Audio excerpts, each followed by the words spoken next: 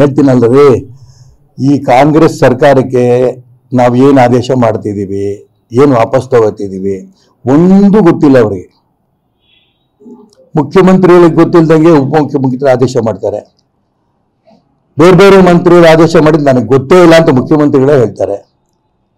ಒಬ್ರಿಗೊಬ್ರಿಗೆ ತಂತಿ ಇಲ್ಲ, ತಾಳ ತಂತಿ ಇಲ್ದಿದ್ದಂತ ಸರ್ಕಾರ ಇದು.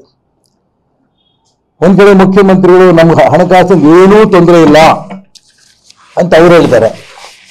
ಮತ್ತೊಂದ್ ಕಡೆ ಉಪಮುಖ್ಯಮಂತ್ರಿ ಡಿ.ಕೆ. ಶಿವಕುಮಾರ್ ಹೇಳ್ತಿದ್ದಾರೆ, ಗ್ಯಾರಂಟಿಗೆ ನಾವು ದುಡ್ಡು ಜೋಡಿಸೋಕ್ಕಾಗ್ತಿಲ್ಲ, ಇನ್ನಂತ ಅಭಿವೃದ್ಧಿ ಮಾಡೋಣ, ನಮ್ಮ ಹತ್ರ ದುಡ್ಡಿಲ್ಲ ನೇರವಾಗಿ ಪತ್ರಿಕೆಗಳು ಹೇಳ್ತಾ ಇದ್ದಾರೆ. ನಾವು ದಿವಾಳಿ ಎದ್ದೋಗಿದ್ದೀವಿ ಅಂತ ಇಬ್ರು ಒಟ್ಟಿಗೆ ಸೇರ್ಕೊಂಡು ಹೇಳೋದಕ್ಕೆ ಅದ್ರಲ್ಲೂ ಒಟ್ಟಾಗಲ್ಲ. ಇಬ್ರು ಎರಡು ಬೇರೆ ಬೇರೆನೆ. ಪಾಪರ ಎದ್ದೋಗಿದ್ದೀವಿ, ನಮ್ಮ ಕೈಲಿ ಇಲ್ಲ. ಏನು ಟಿವಿನಲ್ಲಿ ನಾವು ಹೇಳಿದ್ದನ್ನ ಸಾಧಿಸಿದ್ದೇವೆ, ಸಿದ್ದರಾಮಯ್ಯನವ್ರ ಭಾಷಣ ಟಿವಿನಲ್ಲಿ ನಾವು ಕೇಳ್ತೀವಿ. ಅಡ್ವರ್ಟೈಸ್ಮೆಂಟ್ ಅಲ್ಲಿ ಗ್ಯಾರಂಟಿ ಕೊಟ್ಟಂತ ಗ್ಯಾರಂಟಿಗಳು ಈಡೇರಿಸಿದ್ದೇವೆ. ಒಬ್ಬ ಮತ್ತೆ ಇವನಿಗೆ ನಿರುದ್ಯೋಗಿ ಯುವಕನಿಗೆ ₹1 ಇವತ್ತಿಂತ ಕೊಟ್ಟಾರ ಹೇಳಿ ನೋಡೋಣ. ಪವರ್ನ ನಾವು ಉಚಿತವಾಗಿ ಕೊಡ್ತೀವಿ, ನಿನಗೂ ಫ್ರೀ ನನಗೂ ಫ್ರೀ ಏನೇನೋ ಹೇಳ್ಕೊಂತ ಬಂದ್ರು. ಹೆಸರು ರೇಟ್ ಜಾಸ್ತಿ ಮಾಡಿದ್ರು ಈಗಾಗಲೇ. ಅಪ್ಪ ದುಡ್ಡು ಕೊಡ್ತೀವಿ, ನಾವು ಪಂಪ್ಸೆಟ್ಟಿಗೆ ನಾವು ಕೊಡ್ತೀವಿ, ಪವರ್ ಕೊಡೋಂಥ ಸ್ಥಿತಿ ಇರಲಿಲ್ಲ. ನಾವು ಸಾಧನೆ ಮಾಡಿದ್ದೀವಿ.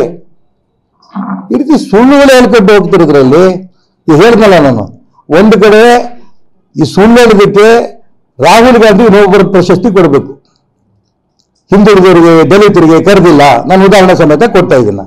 ಮತ್ತೆ ಇಲ್ಲೇ ಮಾತಾಡ್ಸೋಣ ಸ್ವಾಮಿಗಳಿದ್ದಾರೆ, ನೀವು ಅವ್ರಿಗೆ ನಾನು ಮಾತಾಡಿದ್ದೆ ಆನಂದ ಪಟ್ರವರು, ನನ್ನ ಜೀವನ ಸಾರ್ಥಕ ಆಯ್ತು ಅಂತ. ಕಾಗನೇಯ ಸ್ವಾಮಿಗಳು ಹೋಗಿದ್ರು, ಎಲ್ಲಾ ಸಮಾಜ ಸ್ವಾಮಿಗಳು ಹೋಗಿದ್ರು, ಅವರು ಇವರು ಅಂತ ಹೇಳಲ್ಲ. ಅದೇ ಹೇಳಿದ್ದು, ಬೋವಿ ಸಮಾಜ ಸ್ವಾಮಿಗಳು, ಇವರು ಯಾವ್ದವ್ರು ಎಲ್ಲರೂ ಹೋಗಿದ್ದಾರೆ.